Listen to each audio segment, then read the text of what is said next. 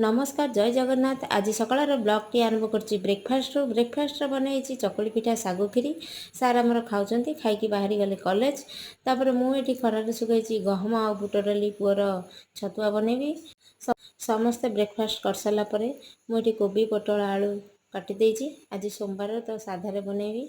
तापर पुआ आमर आसिक पहुँची गले स्कूल रू से आनी किंडर जाए। तापर मुझे गाधोई देकी खोई दूसरी चकुली पिठा।